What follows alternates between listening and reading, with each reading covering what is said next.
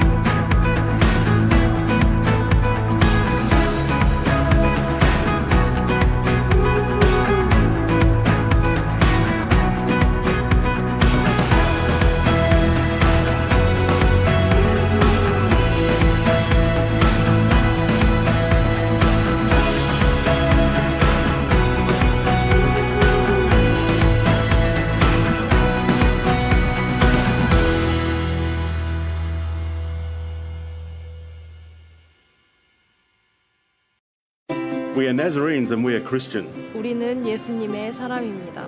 Y somos cristianos. Bit itiling ahandos. Tunatenda mwana Kristo. Imwe Kristiani. Sisi ni Wanazareno na tu wa Kristo. We are Nazarene, and we are holiness. 我们是拿撒勒人，我们是圣洁的。 Jamaruha, таншино дуичede. Митьян Канси. И мы люди святости. Tunatenda moyo msene. 우리는 세상과 구별된 성결인입니다. We are Nazarenes and we are missional. Imeludis Missie. ประเทียนเรียนอดวนมีกันซี na tunaamini kupeleka ujumbe. We are missional. 我们是宣教者。 Y somos misioneros. tinotenda kutumizira vamwe vanhu. Bit Nazarene. Bit posted ulchet kumus. We are Nazarene and we are connected. Kami sa rekla peman ni iskopla haso ko kyang ma famir na rendi. I forso kyang ni onrohen. ကျမတို့ဟာယုံကြည်သူတွေဖြစ်တယ် Estamos conectados. 在基督里是一体。 Bit evening tekle. Na tunaamini kwa umoja. tinotenda kubatana na vamwe vanhu. 우리는 모두 하나입니다. Kami ay Nazareno at kami ay magkakaugnay. We are Nazarene, and we are connected.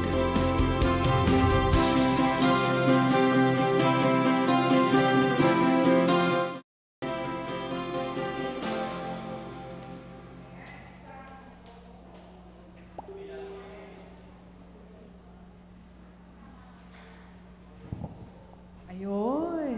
Ayan. Isang mapagpalang umaga po sa ating lahat. Ayan. Ngiti naman tayo dyan. Yung blessed na blessed tayo. Din nakikita po natin ating mga kapatiran, kakamustahan, at isang linggo lang tayo nagkikita. Pero madali lang po yung isang linggo, di po ba? At nagkikita-kita tayo muli. Hiniling ko po ang lahat ay tumayo at kamustahin po natin ating mga kapatiran. Awitin po natin muli ang We're Together Again. Dahil bawat linggo, nagkikita-kita po tayo at isang linggo lang po tayo nagkakamustahan, no? At bawat kamusta po natin sa ating mga kapatiran, may kasamang ngiti at kamusta. Amen. Amen. Awitin po natin ang We're Together Again.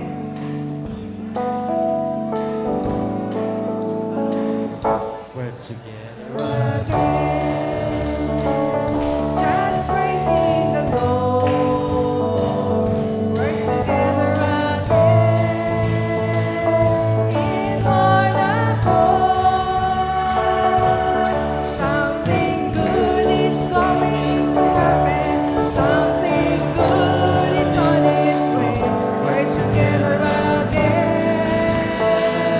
Just praising the Lord. Wherever I am, wherever I am, I praise Him. Wherever I go, I praise Him for His love surrounds me like a sea. I praise the name of Jesus. Lift up the name of Jesus, for the name of Jesus lifted me. Wherever I am, I praise Him. Wherever I go, I praise Him, for His love surrounds me like a sea. I praise the name of Jesus. Lift up the name of Jesus, for the name of Jesus lifted me. Yan, palakpakan po natin ang Panginoon.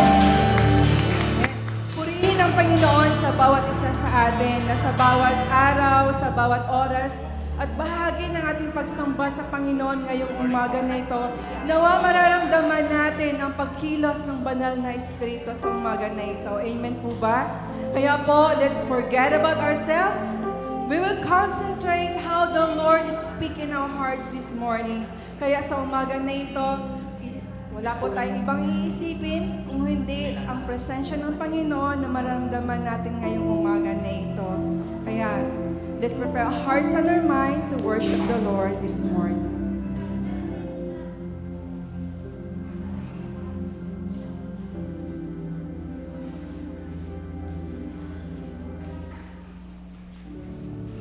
Pupurihin kita, O Diyos, ng buong puso ko. Mga kahanga-hangang ginawa mo'y ipahahayag ko. Dahil sa iyo, ako ay aawit ng may kagalakan. Pupurihin kita, O Diyos ng kataas-taasan. Pasasalamat, O Diyos, sa iyong katarungan. Aawitan ng papuri ang kataas-taasan mong ngalan.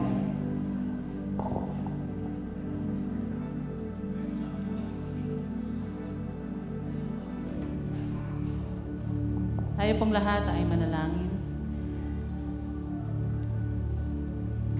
Pinupuri po namin kayo, aming Ama, aming Diyos. Sinasamba ka namin sa iyong kadakilaan ngayong umaga. Ikaw ang aming Ama, Ikaw ang aming Panginoon, Ikaw ang aming Diyos sa sinasamba sa aming buhay. Lord, ngayong umaga pong ito, tinataas po namin ang inyong pangalan at sinasamba ka namin. Let your Holy Spirit move freely in this place, O Lord.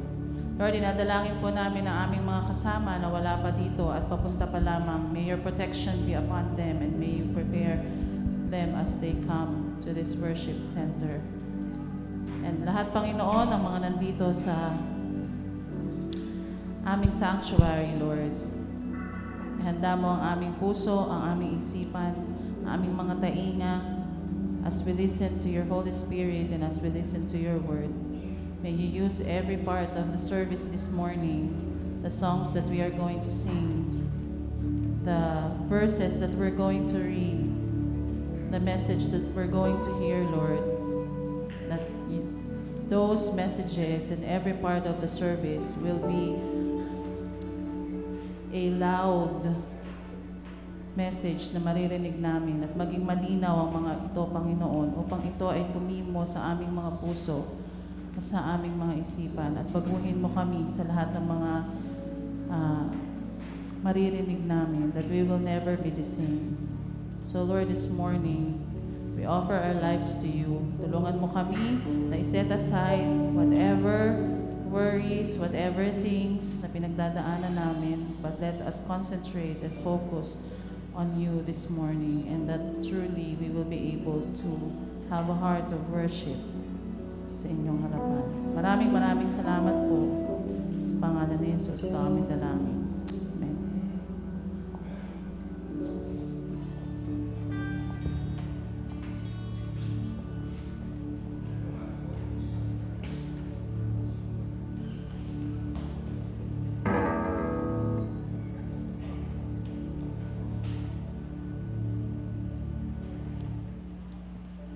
Good morning po. Salamatan natin Panginoon sa kanyang biyaya. Amazing Grace. May lumang awitin po. And Can It Be? Pakita na natin yung lyrics. Amazing Love. Sabi nila, to start the praise and worship we have to start with thanksgiving. Pagkapasalamat sa Panginoon. So, isa ito sa kanyang ginawa sa atin.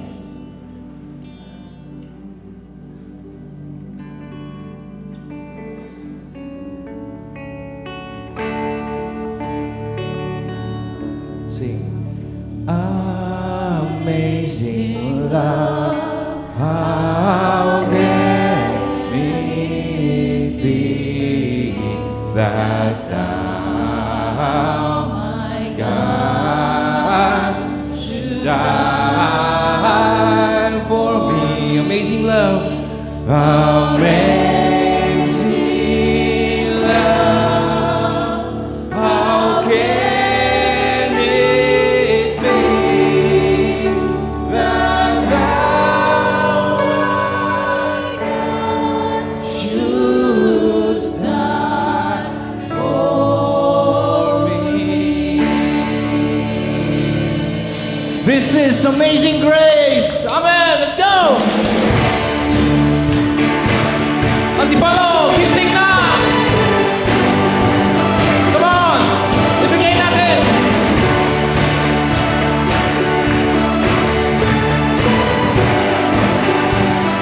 Let's sing it! Who breaks the power of sin and darkness? Whose love is mighty and so much stronger? The King of glory, the King of all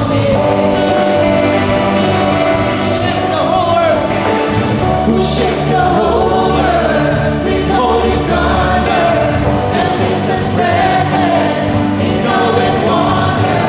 The King of glory, the King of all.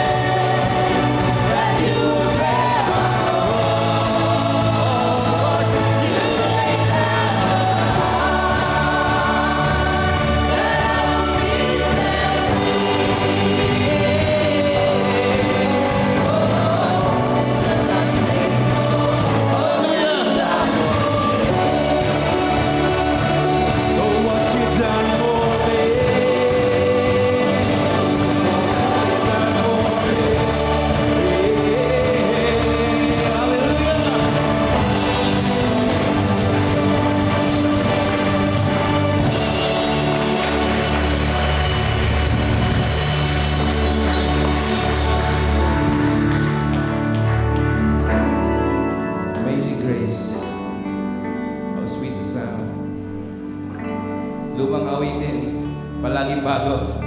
Amen.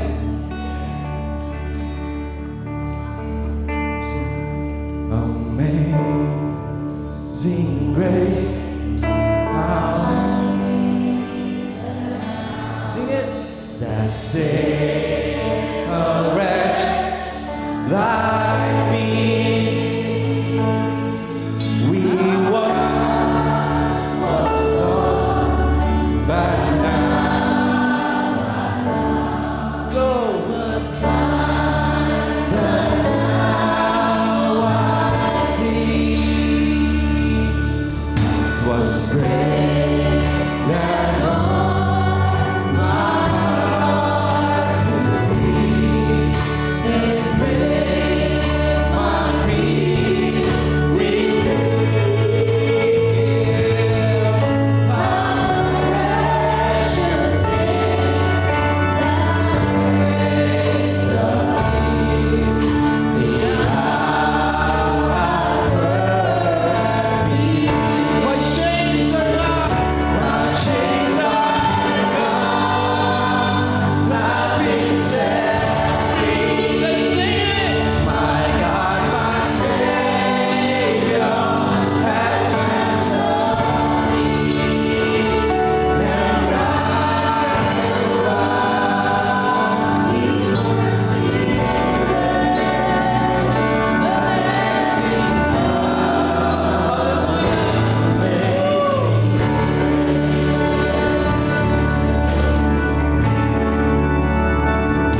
Lord,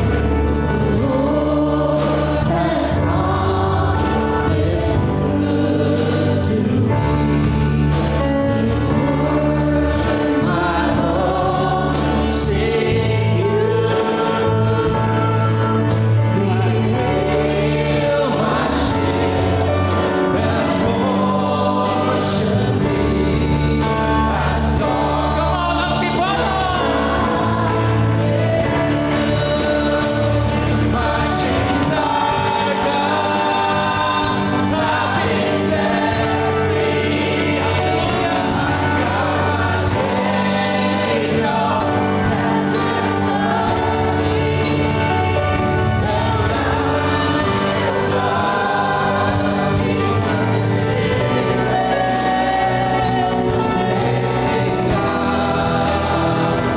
one more time, my chains are gone. My chains are gone, I've been set free. My God, my Savior has ransomed me, and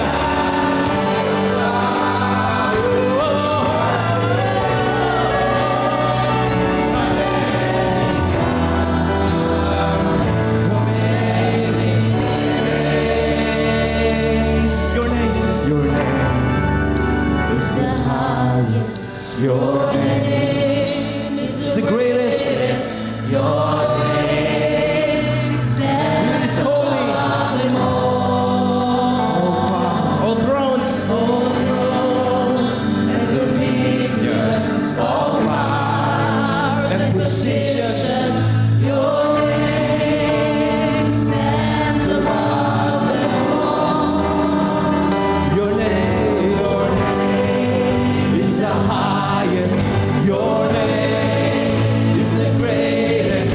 Your name stands above it all. All thrones and dominion, all power and position.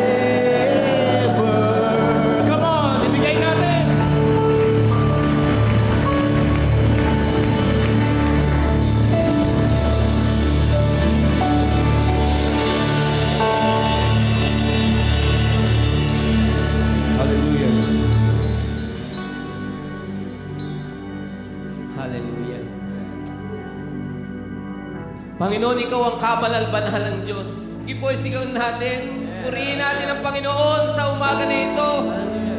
Sabihin natin sa Kanya, Panginoon, Ikaw ang aming dakilang Diyos. Ikaw ay walang katulad. Hindi ka nagbabago. Sabihin natin sa umaga na ito kung sino ang ating Diyos sa ating buhay sa umaga na ito.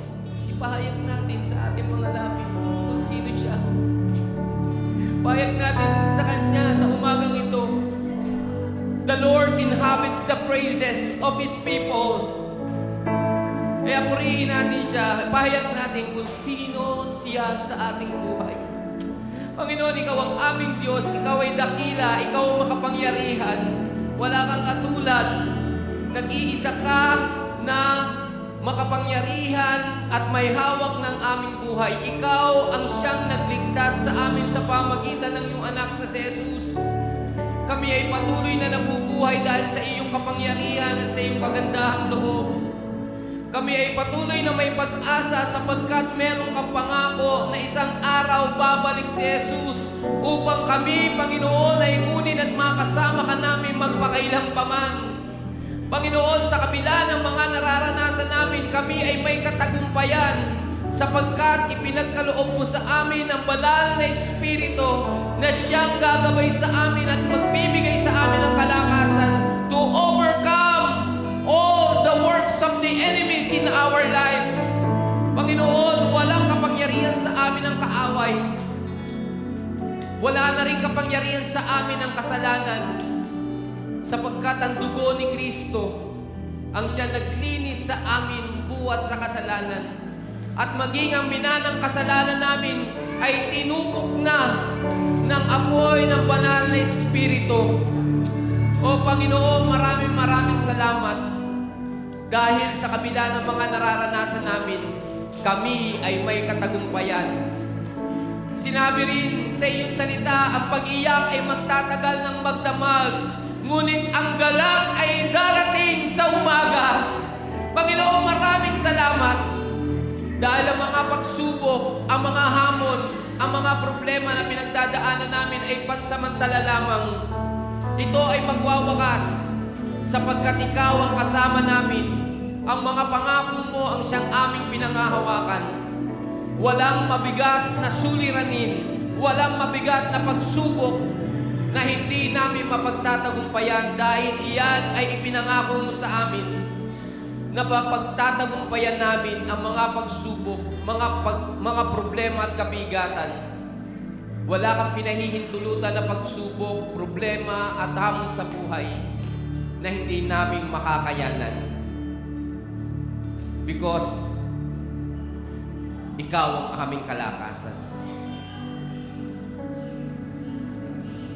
Panginoon, sa umaga na ito, naririto kami. Nagpupuri sa iyo. Nagkakaisa ang aming mga puso para sambahin ka sa Espiritu at katotohanan. Naririnig mo rin, Panginoon, ang mga panalangin ng iyong mga anak. Mga kapatid, sabihin natin sa Panginoon ang mga pasasalamat at ang mga panaghoy natin, ang mga panalangin natin na nais nating idulog sa Kanya.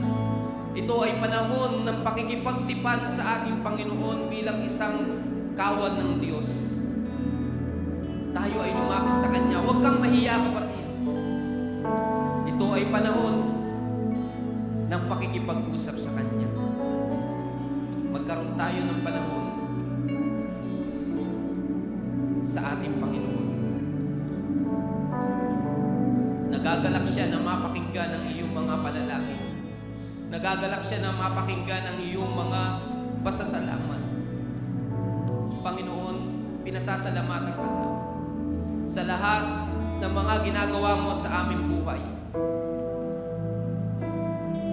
Salamat po dahil lahat na nagaganap sa amin ay pawang sa ikabubuti namin at hindi sa ikapapahamak namin. Ito man ay mabuti, ito man ay hindi maganda sa aming paningin o sa paningin ng mga taong nakapaligid sa amin. Ngunit Ikaw ang higit na nakababatid nito sa ikabubuti namin. ito ang layunin mo sa aming buhay. Magkaroon kami ng buhay na ganap at kasiyasiya, na mamuhay kami sa ilalim ng iyong biyaya at kagandahang loob. Panginoon, tinataas po namin ang lahat ng mga pinagdadaanan namin. Maluwalhati ka sa aming buhay.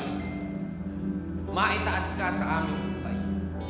Nais po namin ilapit ngayon sa umaga na ito sa iyo ang ilang mahalagang mga gawain, Panginoon, at ganoon din na natapos na gawain kahapon. Maraming salamat dahil naging matagumpay ang Power Up Workshop, Panginoon.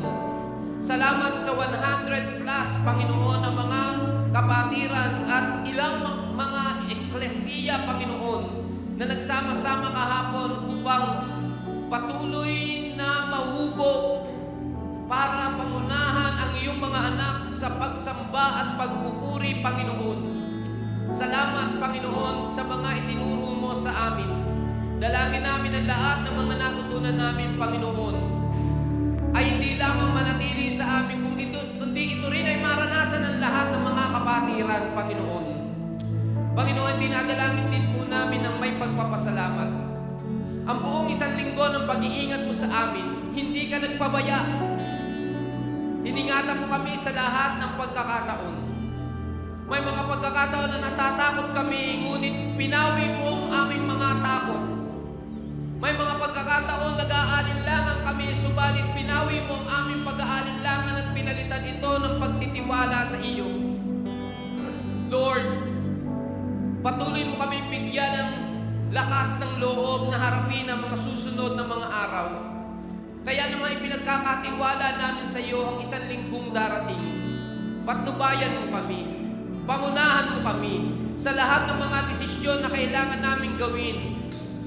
Tulungan mo kami laging sumangguni sa iyo, Panginoon, upang mabatid namin ang iyong banal na kalooban. Panginoon, dinadalangin din namin ang darating na Soul for Revival sa susunod na linggo. Dalangin po namin na ikaw ang kumilos sa aming tagapagsalita kay D.S. Ryan Cardinal. At gayon din, dalhin mo dito ang 18 mga simbahan dito po sa Zone 4. Dinadalangin ko po ang bawat eklesiya, Panginoon, na patuloy na ihanda ang kanilang mga sarili, ang bawat leaders, Panginoon, ng simbahan, ang mga pastors at ang mga leaders. At maging, Panginoon, ang praise team ng AFCN as they lead the praise and worship, O God, at ang mga pag-aawitan sa darating na revival. Anoint them, O God, and use them mightily. Maging, Panginoon, dinadalangin ko po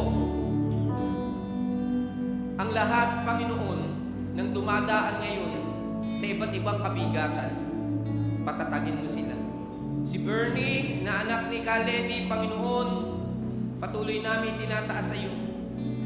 Siya po ay naoperahan, Panginoon, sa appendicitis niya, Panginoon. Salamat po dahil naging maayos po ang operasyon at siya ay merong pang ibang karamdaman. Dalangin po namin na magtiwala siya sa iyo. Na panumbalikin niya, Panginoon, ang pagtitiwala sa iyo. Na magsimula siyang tumawag muli sa iyo. Lumapit, Panginoon, at magpakumbaba sa iyo, gayon din ang kanyang pamilya. Sila Badet at ang kanilang mga anak. We pray, O God, that you will restore this family to you, O God. And even, Lord, we lift up to you ang iba pa namin mga kapatiran o mga mahal sa buhay ng aming mga kapatiran na dumadanas ngayon ng mga samot-saring mga pagsubok. We pray, O God, that they will come to you, O God, na ipagkatiwala nila ang kanilang mga buhay sa iyo. We even lift up to you maging ang darating na camp ng district. We pray na gamitin mo ang camp na ito, Diyos, upang ang mga kabataan namin sa iba't iba mga eklesiya sa buong distrito ay magkaroon ng init na sumunod sa iyo, Panginoon. Panginoon, patnubayan mo't gabayan ang camp na ito.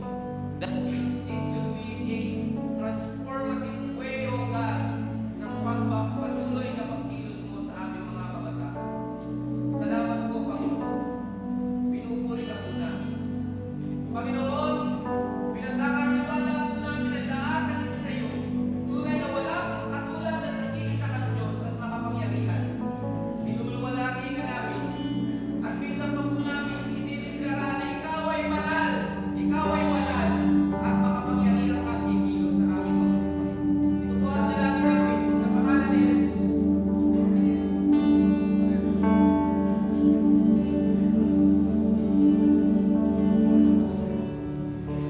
chorus again.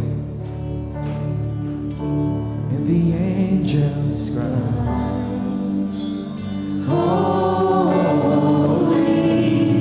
all creation's cries, holy, you are lifted high, holy,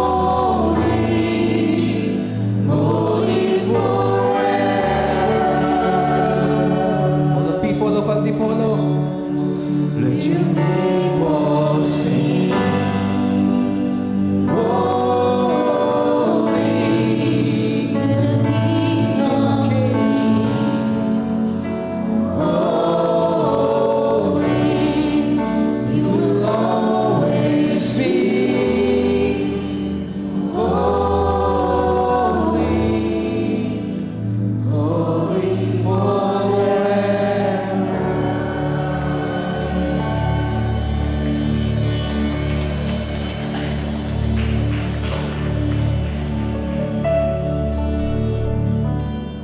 Ang salita ng ating Panginoon.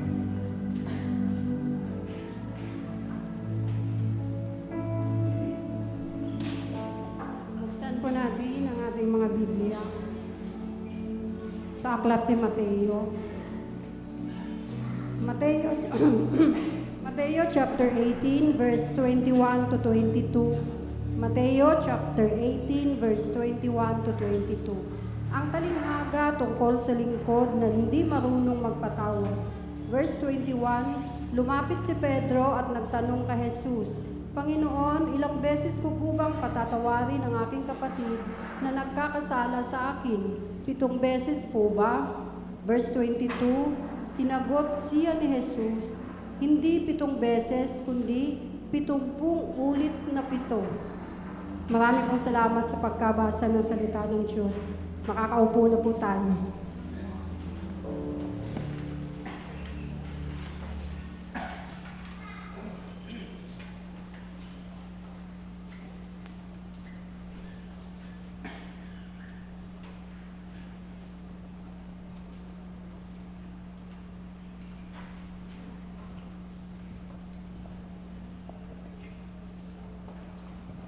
Amen.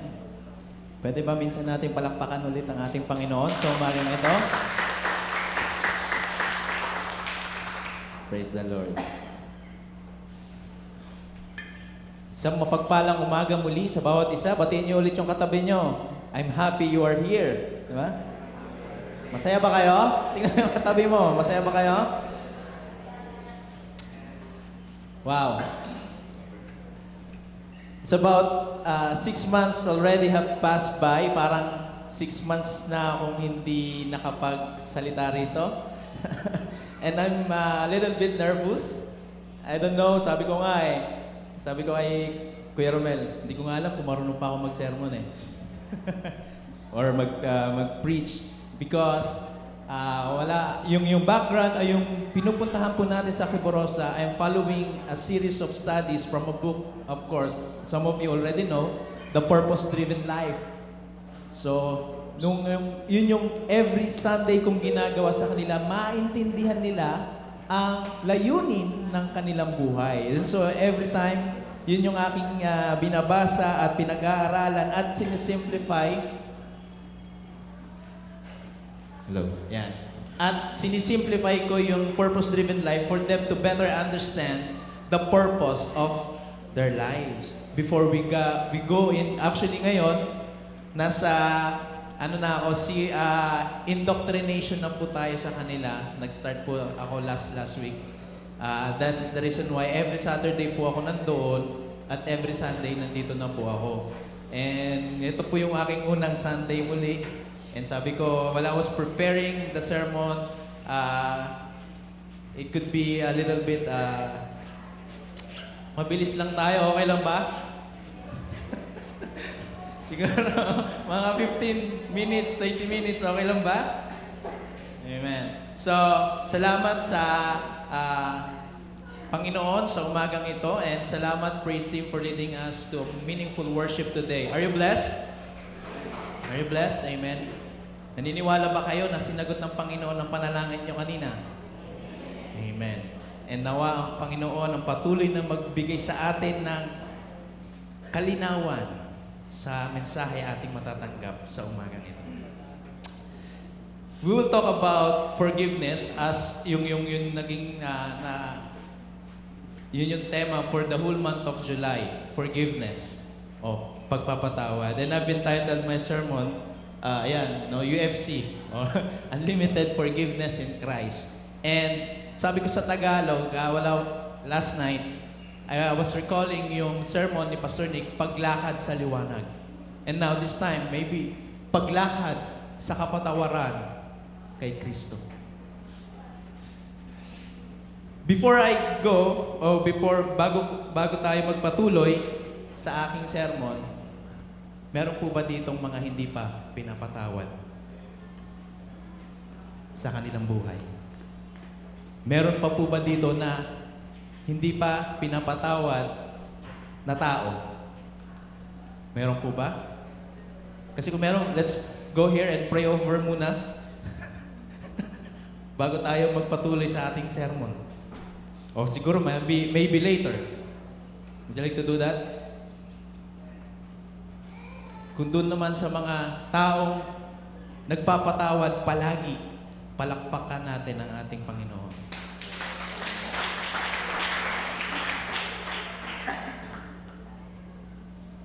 Sa pagkabasa ng salita ng Diyos kanina na ating nabasa, this is about the unmerciful servant. But yung verse 2 lang, o yung dalawang verses lang, yung aking gustong talakayin. When Peter asked Jesus, how many times should I forgive my brothers if they sin against me? Ilang beses pa dapat? Tama na ba yung 7 beses? And we'll take a look at that, no?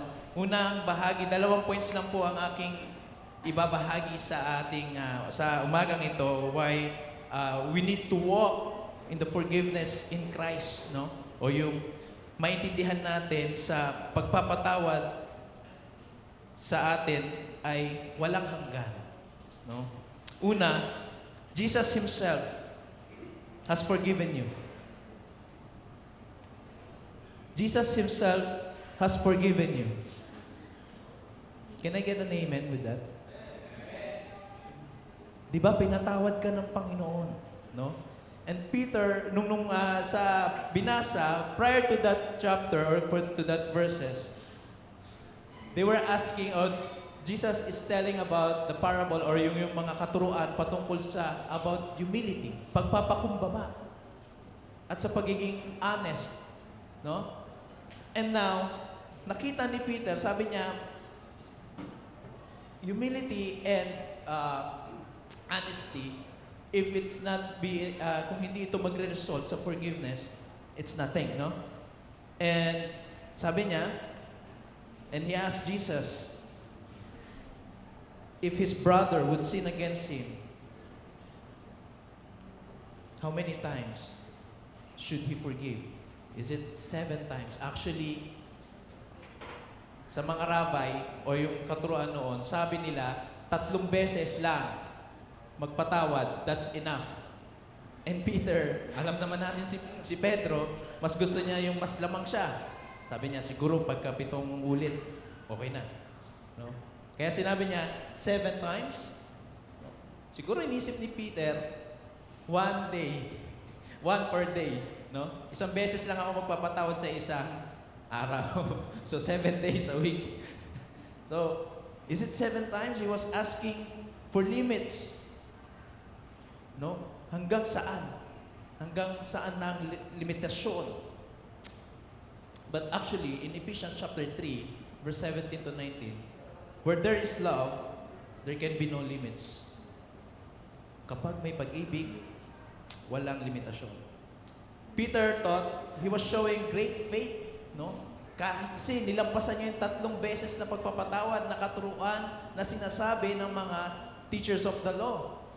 No, sabi niya, kaya mo magpatawad ng hanggang 7 beses. No? But the Lord's reply, sabi niya, sabi ng Panginoon, until 70 times 7. Para doon sa mga mahilig sa math, ilang beses yun? 70 times 7? Ha? Sa mga businessman dyan, magagaling sa numbers. 490, no? Ang dami, no? 490, 70 times 7. Why did Jesus thought of that? No? Sino ba sa atin ang patuloy na maglilista ng mga kamalian na nagawa sa kanya ng kanyang kapatid? No? Maaring nung sinabi ng Panginoong Hesus ito, ay nagulat si Pedro. 70 times 7. That's many. Ang dami. No? And that was exactly the point Jesus is making. He was making because sabi din sa salita niya, no? In 1 Corinthians chapter 13, love keeps no records of wrongs. Sino dito yung sa atin, yung paulit-ulit na ginagawa ng kasalanan at alam niya kung ilang beses siyang ginawa ng kasalanan, ng mali? Ikaw, bibinggo ka na. Yung pa yung mga sinasabi ng iba, no? Bibinggo ka na talaga sa, ano ba yung, hindi ko alam kasi yung larong bingo, no? Pang ilan yun? No? Pang 7 or pang 50 plus? Bibinggo ka na kasi nakarami ka na. Namumuro. Ayun, alam, no? Namumuro ka na. No? But, sinasabi sa atin ng Panginoong Jesus, when there is love, there is no records of wrong. And we must come into the state of Jesus Himself has forgiven me of all the things that I have done wrong in my life. Ang dami kong mga ginawang kamalian sa buhay ko. Ang dami kong ginawang mali sa kapatiran ko. Meron ba dito nung simula na siya ay lumakad, sa pananampalataya ay nagsabi, wala akong ginawang masama? Meron ba? Nung simula nakakilala kay Kristo, sasabihin sa akin, Pastor, perfect ako. Hindi ako nakasakit. Hindi ako nagawa ng mali. Wala akong kasalanan. Simula nung tinanggap ko ang Panginoon. Meron ba? Wala? Exactly, that's the point.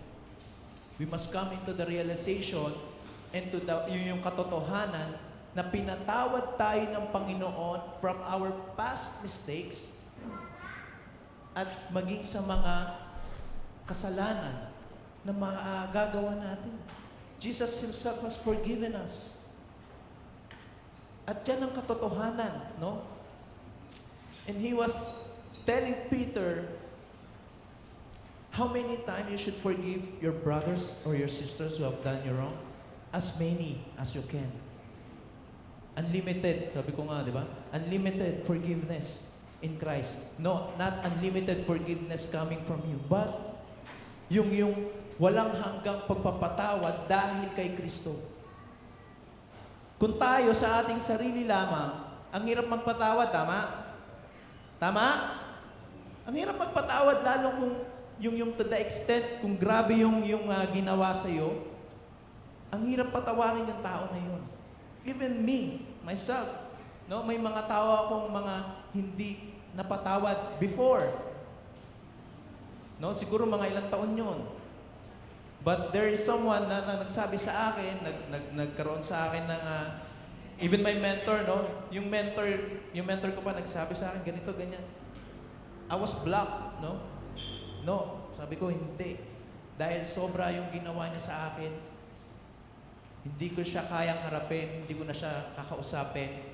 Kumbaga, patay na siya sa akin, parang ganun. Wala na akong connection sa kanya. Even my mentor, na nag-encourage sa akin, no.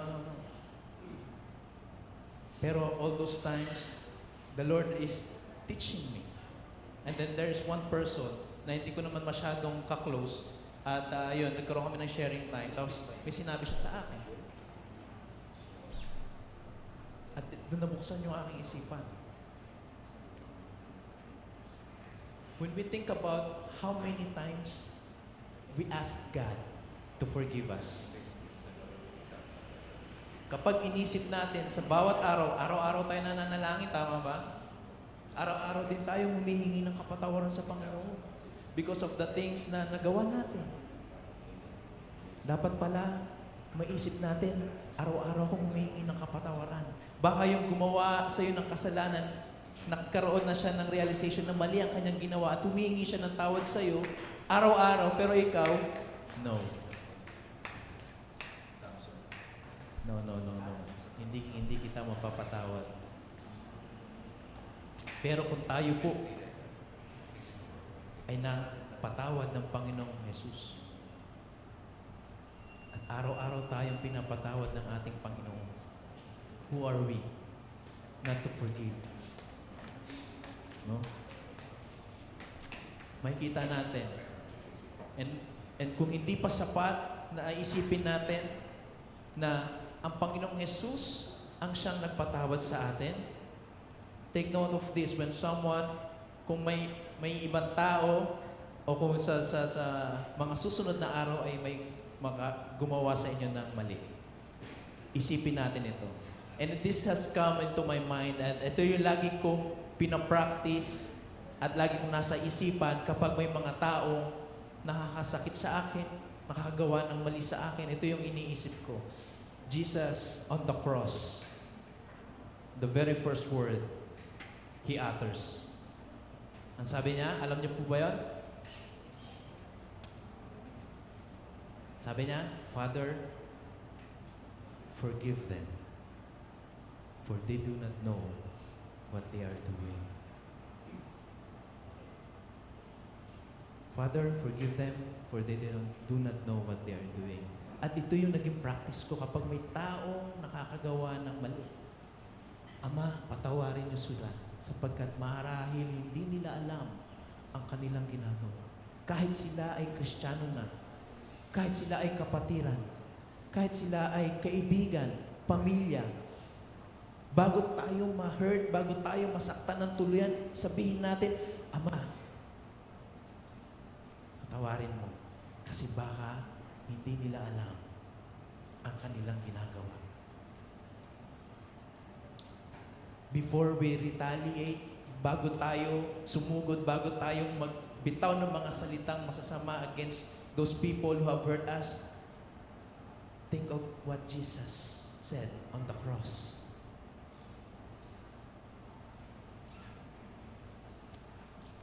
Lagi na lang sinasabi natin, maraming nakakagawa sa akin ng kasalanan. Baka, let's turn the other way around.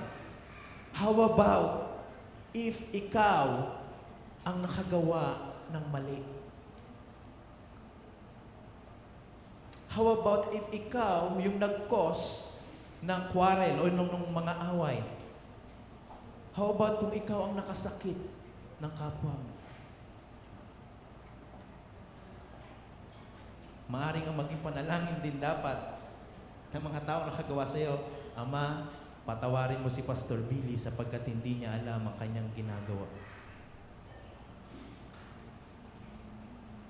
Di ba?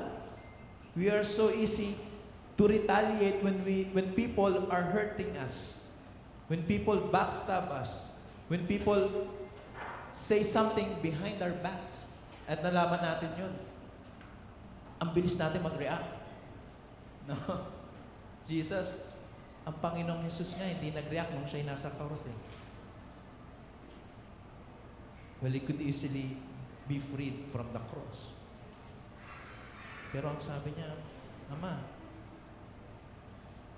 patawarin mo sila.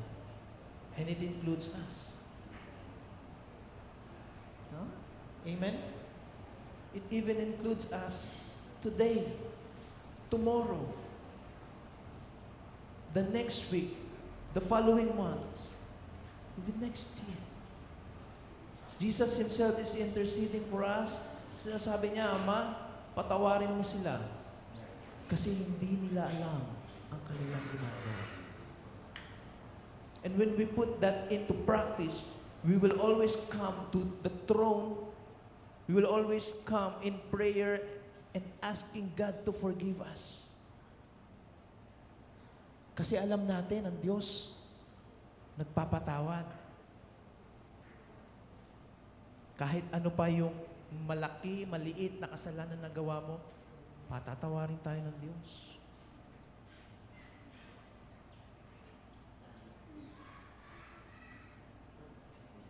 And so, who are we? Sino tayo? Para hindi magpatawad sa mga taong nakagawa ng kasalanan sa atin.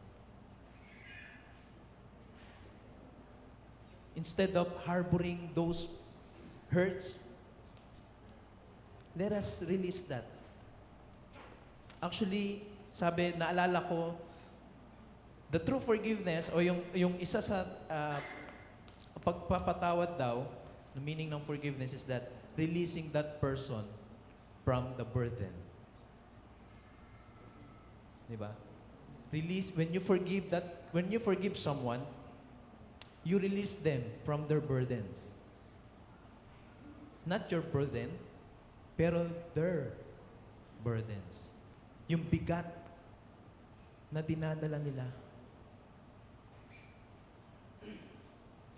Pinapalaya mo sila. Kapag nag-release ka o nagbigay ka ng kapatawaran, pinapalaya mo rin sila sa kanilang kabigatan, sa kanilang buhay. Baka marahil may nagawa sila sa iyo dahil may background.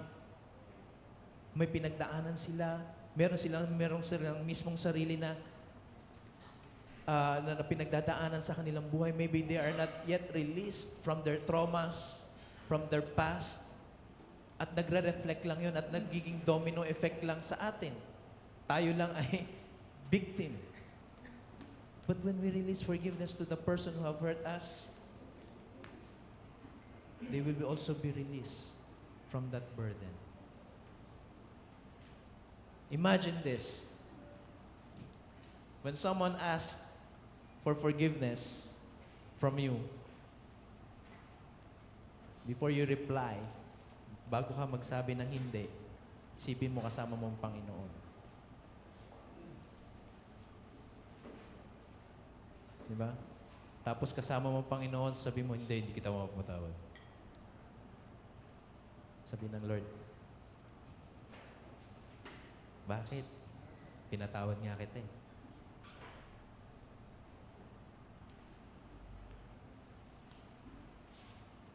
But yung walang hanggang kapatawaran kay Kristo, it doesn't mean that we must continue in sinning. No? It doesn't mean that we continue in doing mistakes or doing sin. No?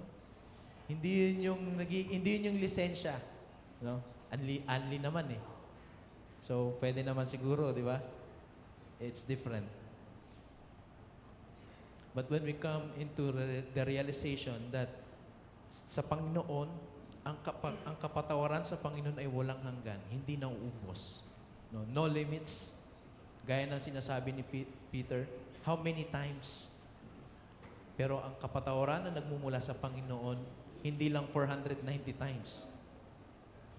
Walang hanggan. And it teaches us also to forgive. To forgive and to forgive. Sinasabi natin, it's easy to forgive but not to forget.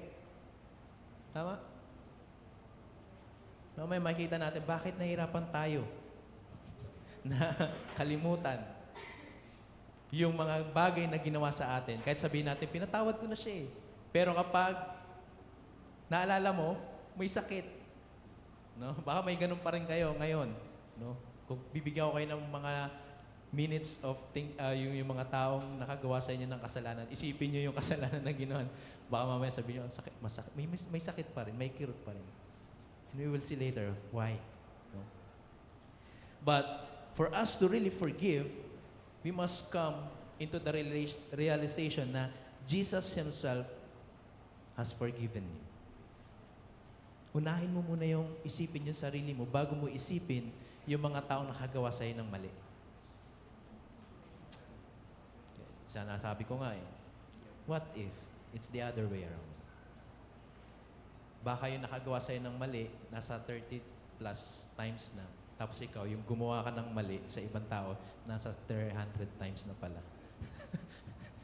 Mas marami pala yung sa'yo. Di ba? What if it's the other way around? Nakagawa ka ng mali, may nasabi kang hindi maganda, nakasakit ka ng tao, ng kapatiran natin, ng kapitbahay mo. What if ikaw yun? What if sabihin pa ng mga nasa surroundings nyo, sisimba pa naman yan sa Nazarene. Tapos, siya pa yung mismo nangunguna. Di ba? Nakakasakit. Nakakasakit ang kanyang ginagawa. Di ba? Paano kung ganun? And who are we not to forgive? And so Jesus is telling us, and even telling Peter in this time, until 70 times 7, it means until you have, this is the secret, until you have the habits of forgiving. Dami nga, masyado ang marami yun eh, 490. You know what? You know how many days it takes for you to develop a habit? Di ba? Napag-aralan yan sa nung college. For you to develop a habit, kung gusto mong mag-exercise na tuloy-tuloy, hindi napuputol, you must do it for 21 days. Consistently. Kunyari, gusto mong maging healthy, gusto mong mag-jogging, gawin mo yon for 21 days. And hindi na yun mabibreak. Kasi it's already a habit. No? Kung ano man yung gusto mong gawin sa buhay mo o ma-develop mo na habit, let's say for example, you want to read the Bible. Read the Bible for 21 days. And it will be a habit na lagi mo nang gagawin, hindi lang for 21 days, for the rest of your life. Kasi nakasanayan mo na magbasa ng salita ng Diyos. Nakasanayan mo ng manalangin. Hindi lang every prayer meeting, hindi lang every meal time. Pero if you will set a time for you to develop a good habit, hindi bad habit, a good habit in your life, do it consistently for 21 days, and then it will be a part of your life. And so Jesus is telling us 490 times, it's more than 21, no? It's more than 21. Jesus is telling us 70 times 7 until you have the heart of forgiveness na mangyayari sa buhay, magiging parte ng buhay mo na kaya mong magpatawad sa tao. Kahit gaano man kalaki, kaliit ang mga ginagawa nilang kasalanan sa iyo, you can easily forgive because, di ba, habit mo na, nasa buhay mo na magpatawad sa mga tao na kagawa ng kasalanan sa iyo. Aside from, you are not keeping the records of their wrongdoings. No? He has forgiven us. Jesus Himself has forgiven us on the cross. Kaya lagi nating isipin, pag may mga nagagawang may kasalanan sa atin, hindi niya alam ang kanyang ginagawa. Before we respond, before we say something to those people na nakagawa sa atin ng kasalanan, isipin muna natin ng cross. Oo nga. Maaring hindi niya alam ang kanyang ginagawa. And so, Lord, forgive them, and I will forgive them also.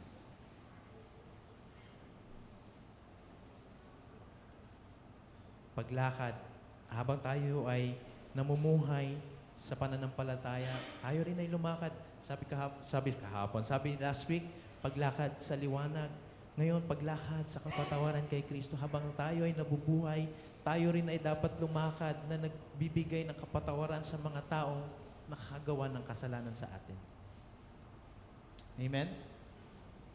Meron po bang nasa isip nyo ngayon na gusto nyong patawarin?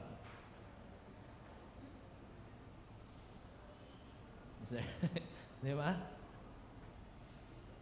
I will give you 2 minutes to pray, to release that person from their burdens because they do not know what they are doing. So, that's the challenge. Is there anyone in your life right now na hindi mo pa napapatawad o gusto mong patawarin? I'll give you 2 minutes to pray about it, to ask God to release them from their burdens.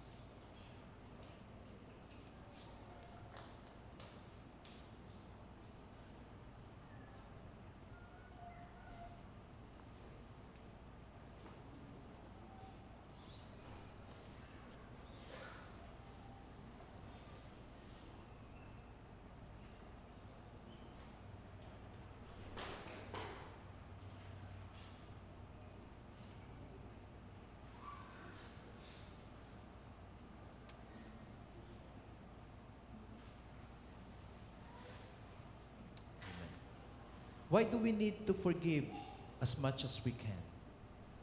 Pangalawa, Jesus Himself command us to love one another.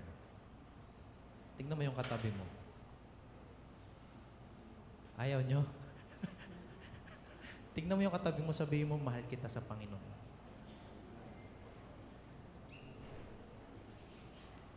In Colossians chapter 3, verse 13 to 14, sinasabi ni Jesus doon, bear with each other and forgive whatever grievances you may have against one another. Forgive as the Lord forgave you.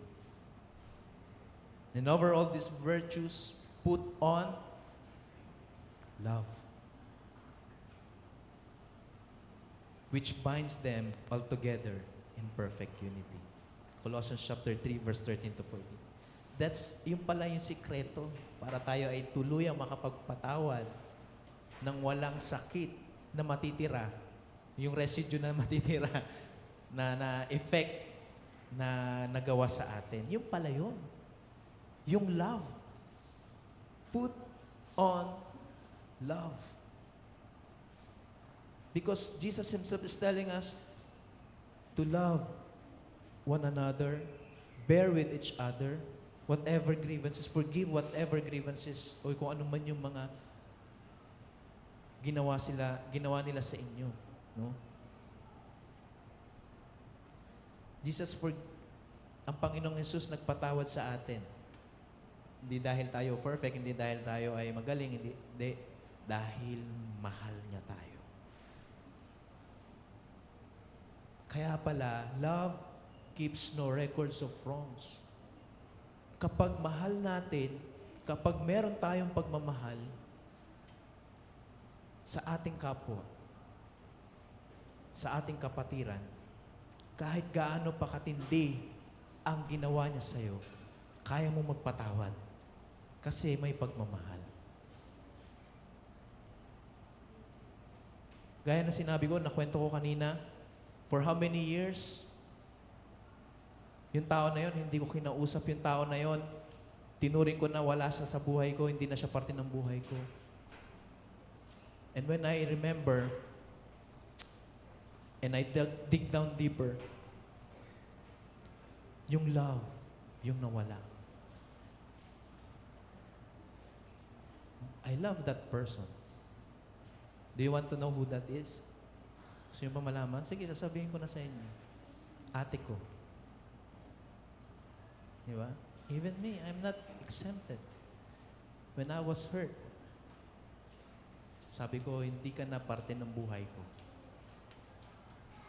My mentor, yung mga kasama ko, hindi, sobra na yung ginawa niya sa akin.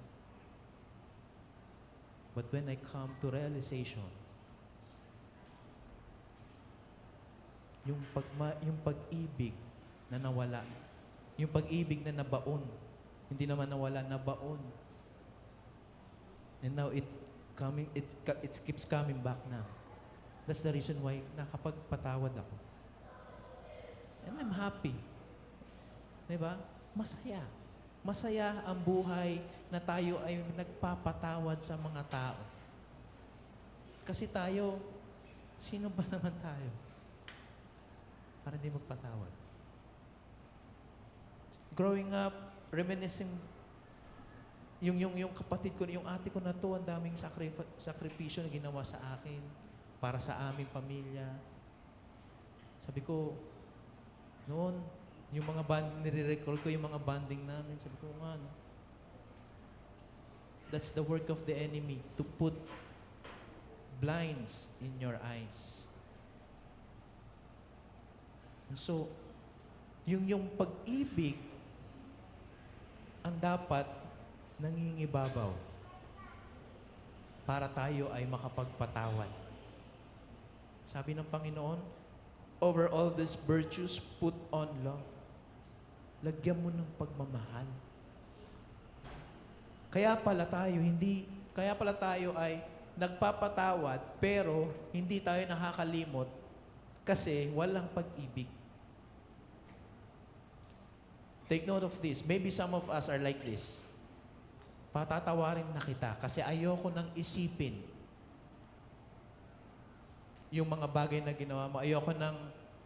Gusto ko nang mag-move on. Tawarin na kita. But every time you remember my pain, it's because gusto mo lang mag-exit. She or he was not released from the burden, and you also. Ikaw din ay hindi ka rin na-release doon sa bigat na dinala mo. Patatawarin kita kasi sabi ni pastor eh. Di ba? Pag may mga nag-away, tapos, pastor, mamamagitan, mediator ang pastor, ganito, ganyan. O sige, patatawarin kita. Nag-iyakan na, nagyakapan na, tapos the following week, mag-uusap, masaya-masaya, ganito, ganyan. Tapos biglang, mare-recall.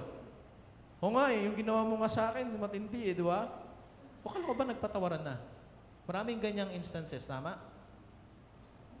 Keeps recalling back what the things, or yung mga bagay na nangyari after ng pagpapatawaran. But it's a shallow forgiveness. Mababaw lang. Jesus is not advising us a careless or shallow forgiveness. In Philippians chapter 1 verse 9 to 10, Christian love is not blind. Dapat ang pag-ibig ay hindi bulag. The forgiveness Christ requires is on the basis of instruction He gave to us. In Matthew, the previous verses, kung babasahin niyo yung Matthew chapter 18, verse 15 to 20. If a brother is guilty of a repeated sin, no doubt he would find strength and power to conquer that sin through the encouragement of his loving and forgiving brethren. Instead of condemning, di ba? Dahil paulit-ulit na namang ginagawa eh. But, if there is love, kung may pag-ibig tayo doon sa taong nakagawa ng mga mali, he would be released. And he would find strength and power to conquer the sin through the encouragement of his loving and forgiving brothers and sisters. If we condemn a brother, we bring out the worst in him. Tama? Mas lalo nating nilalabas yung worst sa kanya if we condemn those people who sin, especially in the church. Di ba? In Matthew chapter 18, verse 15 to 28, this is dealing with sin in the church. No? Basahin ko sa NIV, if your brother or sister sins, go and point out their fault just between the two of you. If they listen to you, you have won them over.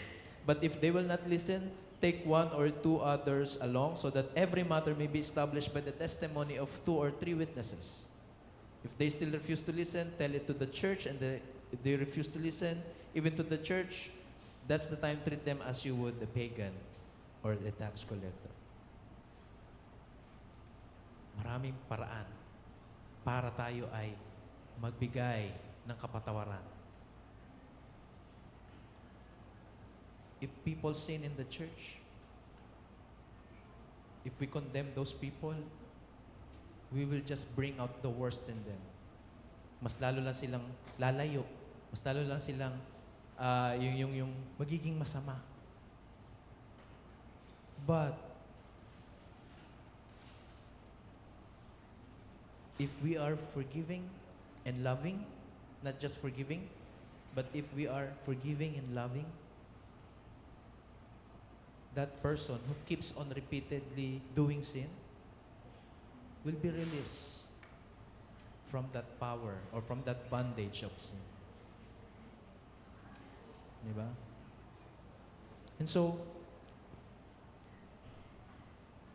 if we create an atmosphere of love and forgiveness, we can help God bring out the best in Him. No? Mas lalo siyang magiging mabuti, mas lalo matutulungan natin siya para sa kanyang ikalala. If there is an atmosphere of love and forgiveness. Not just forgiveness, but love and forgiveness. Yung pala yung pinaka-sangkap sa pagpapatawad ay pag-ibig. Jesus Himself command us to love each other. Kaya tignan mo yung katabi mo. Mahal mo ba yan? Parang ayaw niyong tumingin eh. Tapos nag-yes na lang kayo sa akin. Yes. Sabihin mo dyan sa katabi mo, pinatawad na kita. At patatawarin kita sa mga gagawin mong masama.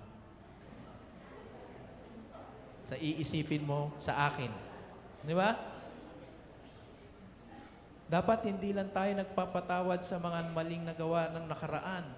Even to the point of now and the future. Di ba? Sa mga mag-asawa dito, no? Maaring kayo ay nakakagawa ng mga mali sa bawat isa. Sabi mo, patatawarin pa rin kita.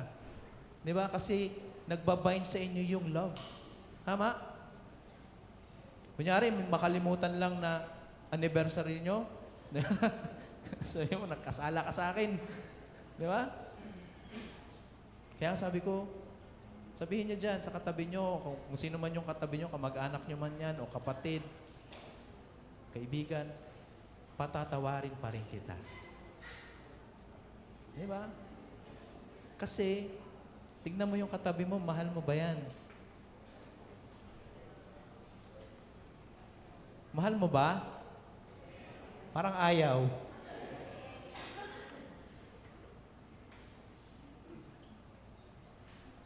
And the following verses, ito yung hindi nagpapatawad. Actually, the parable of the unmerciful servant. Pero I'd just like to yung 21 and 22, how many times? Kasi yung it's about sin against a brother, no? Or sin against a family na lang ito, no? Yung mga kasalanan na nagawa sa loob ng pamilya o sa isang kapatiran. Di ba? Kung babasahin niyo in the following verse, hindi ko na babasahin. It's about yung pinatawad ng hari dahil sa kanyang ginawa or sa kanyang nakupit na maraming malaking halaga. Pero nung nakita niya yung kanyang kapatiran o yung kanyang kakilala na may utang sa kanya, kunyari, sabihin na lang natin, itong tao na to, may utang na 1 million. Tapos, pinatawad. Nung nakita niya yung may utang sa kanya na 1,000, ang ginawa niya, pinagugulpi niya. Tapos, pinakulong niya pa. Di ba? It illustrates about a brother or a family, a sin against each other. It's not about a sin against God, but it's a sin, ito yung kasalanan against one another. Ikaw nga, pinatawad ng malaki. Sa maliit, hindi mo kaya magpatawad. Kaya sabi ko sa iyo, sa inyo, tignan mo yung katabi mo, sabihin mo, patatawarin pa rin kita. Kasi, mahal kita. That's the secret. Hindi na secret, that's yung ingredient of a true forgiveness. Yung pag-ibig. Yung pag-ibig mo dahil ikaw ay inibig ni Kristo. No? It's not about salvation, yung parable na to, but it's about a sin against a brother. Between brothers, no? And the emphasis is about forgiving one another. But how can we forgive if there is no love? No? Kaya pala dapat tayo ay patuloy na magmahalan. Mamutawi sa ating puso ang pag-ibig. No? And even today, may it be your prayer. Lord, I don't know kung sino yung makakagawa sa akin ng mali, kung gaano ka-great yung kanyang gagawin sa akin. But, right now, patatawarin ko na siya. Di ba? Huwag mo nang antayin bago ka mag-utter ng prayer na, Lord, patawarin mo siya. No? And, yung sa ating patuloy na paglakad sa kapatawaran kay Kristo, dapat tayo ay may pag-ibig sa bawat isa. Again, bear with each other, forgive whatever grievances you may have against one another, and the Lord is telling us, put on love above all, which binds them all together in perfect unity. And even in John, maraming book sa Bible, kung babasahin nyo, na nagtuturo sa atin that we should love one another. Diba? Actually, sabi nga, diba? If any one of you may mga hindi pa pinapatawad, do not come. Huwag kayong pumunta sa altar na ito o sa simbahan na ito. Gawin mo, ano sabi? Puntahan mo yung taong nakagawa sa'yo ng kasalanan o nagawan mo ng kasalanan, humingi ka ng kapatawaran bago ka pumunta dito. Diba? Because it's very important for us to be released from the burdens of sin, of other people, and your sin. So that we can truly worship the Lord. Diba? Hindi dahil nagpupunta tayo dito tapos sabihin natin, mas ano ako sa kanya kasi siya hindi siya nagsisimba, nakagawa siya sa akin ng kasalanan, at least ako nagsisimba. It doesn't work that way. If you have sinned against a brother and sister here, and even outside, even in your community, go. Sabi mo, patawarin na kita. Pero wag kang pupunta sa kapitbahay mo, sabi mo, kakatok ka. Alam mo, papatawarin na kita ngayon pa. Di ba? Pwede mo sabihin, kung matok ka doon, kapatid, pinatawad ka ng Diyos. Di ba? And you will be a light and salt in that community or in your sa workplace mo. And so, ngayon pa lang, dito pa lang sa atin, practicein na natin na mahalin natin ang bawat isa. Di ba?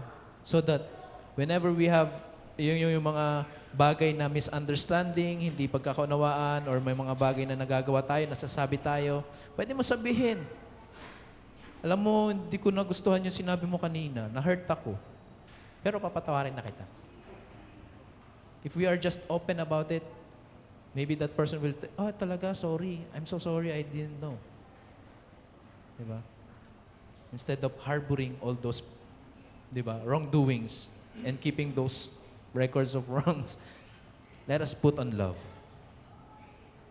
As Jesus commands us, love one another. So that we can walk in our faith na merong pagpapatawad. Na kaya nating patawarin yung mga taong makagawa sa atin ng mali o ng masama. How about us? Baka tayo rin ang nakagawa ng mali. Patawarin mo rin ang sarili mo at patawarin ka ng Panginoon. Di ba? Jesus Himself command us to love one another. So there's just two things lang. Di ba? Paglakad sa kapatawaran kay Kristo, dapat isipin natin, ang Panginoong Yesus ang nagpatawad sa iyo at tinuturuan tayo, pangalawa, tinuturuan tayo na mahalin natin ang ating kapwa. Tignan mo yung katabi mo. Mas meaningful na ba yung pagtingin mo ngayon sa Kanya? Mas may diin na ba yung pagtingin mo dyan? Anak ni Kristo, anak tayo lahat ng Diyos. And so we should love one another. We are a family. Di ba? Sabi mo sa katabi mo, mahal kita. Parang ayaw pa rin. Pastor, paulit-ulit, hanggang maging habit na natin na magsabi, mahal kita sa Panginoon. Amen? Shall we all rise? Let us pray.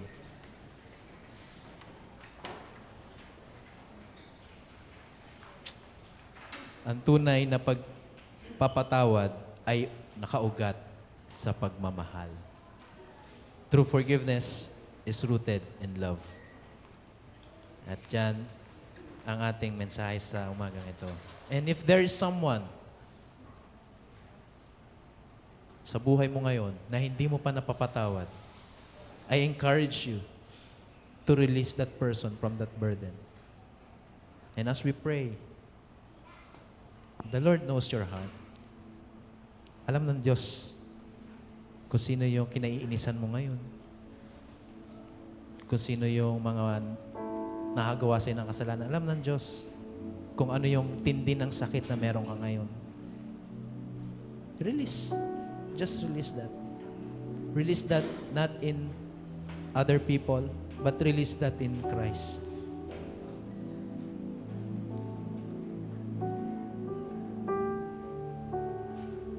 Let us pray. Dear Lord, salamat po. Salamat po sa umagang ito. Salamat po sa pagpapaalala again and again that we, as your children, we have been forgiven. And we should also forgive.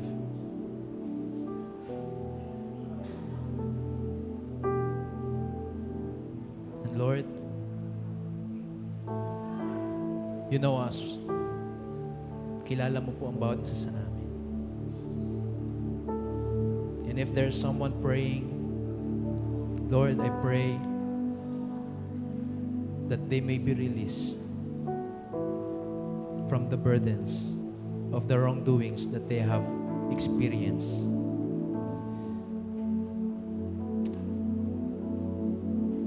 Nawa, Panginoon, mamutawi sa bawat isa sa amin ng pag-ibig mo.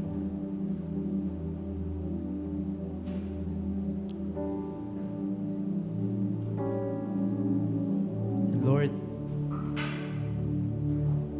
I pray that may we continue to give forgiveness in love as we walk through this day habang kami po ay narito, Panginoon, sa mundong ito. And we, Lord, kami rin po, Panginoon, sa umagang ito. We are asking for your forgiveness. Kung meron mang kaming nagawa na mali, kung meron mang kaming mga nasabing hindi maganda, kung meron mang kaming mga naiisip, Panginoon, na hindi kaaya-aya sa iyo, patawarin niyo po kami. Salamat po, Panginoon, sa pag-ibig mo sa amin. By dying on that cross, by forgiving us, and by loving us. Salamat po, Panginoon, sa pagmamahal mo po sa amin. And may we continue to follow you. May we continue to do what you command us to do. May we continue to love one another as brothers and sisters in Christ. And not just from the four corners of this church, but also those people who are in need of your love and your salvation. Turuan niyo po kami na patuloy na magkaroon ng pagmamahal sa mga kapwa namin, sa mga kaluluwang naliligaw, Panginoon. Salamat po, Panginoon, sa umagang ito. Salamat po sa pagpapatawad sa amin. Salamat po, Panginoon, sa kapatawaran na tanggap namin. And we also release forgiveness, Father God, for those people who have done us wrong. Alam man namin to o hindi, Panginoon. But Lord, we release them from their burdens. At nawa ang pag-ibig mo ang patuloy na maranasan ng bawat isa sa amin. Sapagkat ikaw po ang aming Diyos na dakila. Ikaw po ang aming Diyos na may magagawa. At ikaw po ang aming Diyos na may gagawin pa sa buhay ng bawat isa sa amin. Sa iyo po ang papuri at pasasalamat. Sa pangalan ni Jesus. Amen.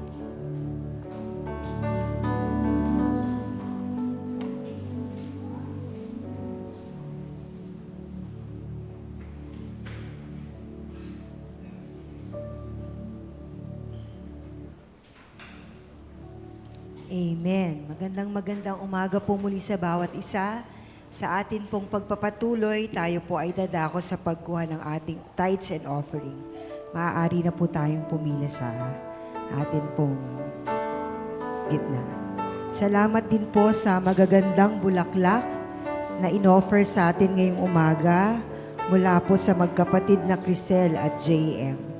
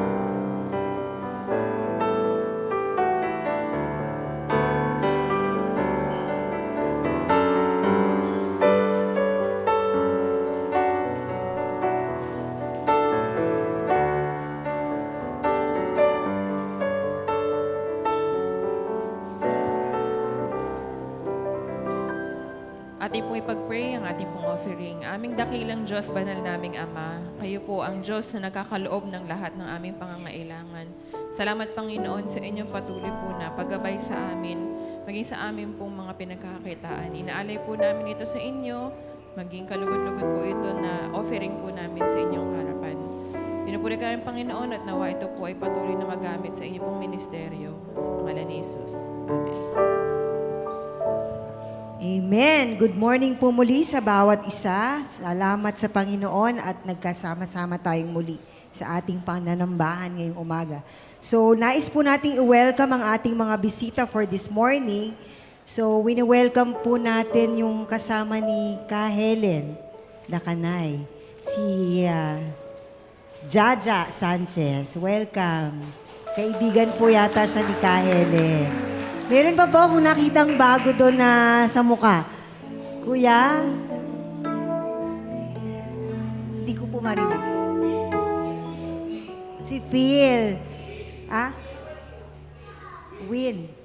Ah, okay. Sinong nag-invite sa kanya? Ah, okay. Pamangkin ni Ate Nenet. Tama?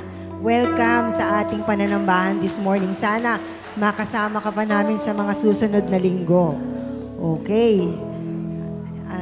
So, sa ating mga announcements, ang ating pong regular weekly schedules ay Every Sunday, 9 a.m. po ang ating worship celebration. Every Wednesday naman po ang ating regular prayer meeting. And then, worship team practice every Saturday. And then, every Saturday din, meron tayong prayer breakfast. Pero, face-to-face po ito every first Sunday of the month. Meron din po tayong mga affinity groups and devotions. Ang Bridgers po, every Sunday, 4 p.m. Ang ladies, Thursday online, meron pong Thursday group at meron din pong Friday group na face-to-face ng 7:30 ng gabi. Ang Dorcas po, meron din po silang regular na gawain every Friday, 3 p.m. At ang Men in Christ po, every Sunday, 4 p.m. And para rin po sa ating mga pastoral care and counseling, kung nais nyo pong makausap ang ating mga pastor, sila po ay available. Pwede nyo po silang tawagan, i-message, or puntahan para po sila ay makasama kung meron po kayong mga prayer request na gustong ipanalangin. And then sa mga magse-celebrate po ng birthday this week, si Ka Meli Ragon, so sa July 15 po, magbe-birthday siya. So i-advance na natin ang pagbati. Bukas po pala yun. And then si Jean, sa 17, happy birthday, advance. At sa magse-celebrate ng anniversary, si Kuya Rolly and Ate Isang sa July 18. Para po sa ating mga mahalagang announcement, ito po yung nasa likod. Patuloy pa rin po ang ating campaign for bayanihan para sa sasakyan. So, kung nais po nating makabili ng sasakyan para sa ating church, napakahalaga po na makapagpundar tayo ng sasakyan kasi gamit po natin to sa mga ministries natin. So, any amount will count po. Mahalaga po to. Kaya po, if you are hinihipo ng Panginoon para magbigay, para mabuo na natin yung budget natin na kailangan. So, lapitan lang po natin yung ating church board. And then, for Nazarene Higher Education Sunday, ito po ay gaganapin sa July 29. Ang speaker po natin ay si Reverend Eddie Morales. So, siya po ang magiging speaker natin. Special, Sunday sa July 29. And then, magkakaroon, bago din po yan sa atin pong Metro Manila District Revival Service. Ito po ay gaganapin sa July 21 to 23. Ang atin pong tagapagsalita ay si D.S. Ryan Cardinal. So, ang venue po nito ay dito sa ating church. So, ipag-imbita po natin. Ito po ay Zone 4 Revival Services. So, July 21 to 23. Ang July 21 is parang anong araw ba to? Sunday? Sunday, Monday hanggang Tuesday. So, sana po makadalo tayo dito sa ating revival services. And then, sa July 25 to 27 naman, para po ito sa mga NYI, sa ating mga kabataan, meron po silang Youth Summer Camp. Ito po ay may registration na 1/8 kasi tapos na po yung early registration nung June 30. Kung meron po kayong mga anak, kapatid, o pamangkin na gusto pong dumalo sa ating NYI District Camp, ipag-imbita po natin to. Ito po ay sa July 25 to 27 sa ICM Retreat House and Training Center sa Hala-Hala, Rizal. Malapit lang pala siya. So, NYI, I hope maka-attend kayo dito.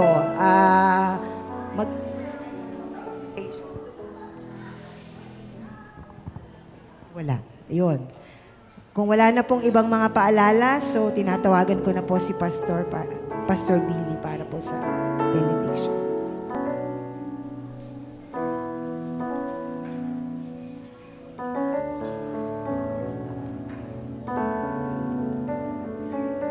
Tayo po lahat ay tumayo at tanggapin po natin ang benediction.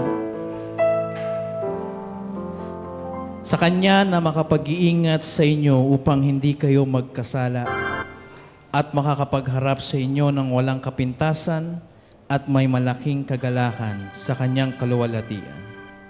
Sa iisang Diyos na ating tagapagligtas sa pamamagitan ni Jesucristo na Panginoon natin, Sa Kanya ang kalwalatian, kadakilaan, kapamahalaan at kapangyarihan mula panunguna ngayon at magpakailanman. Sa pangalan ng Ama, ng Anak at ng Espiritu Santo.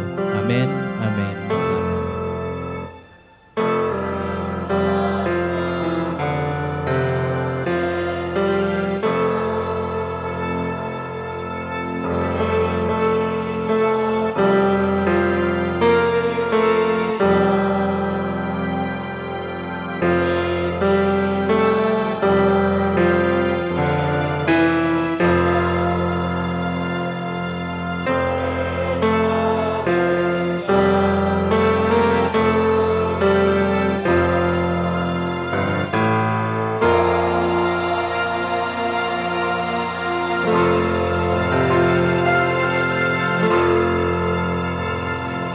Tapos na po ang ating serbisyo. Punta na po tayo sa kanya-kanyang pwesto para sa ating Sunday School. God bless po!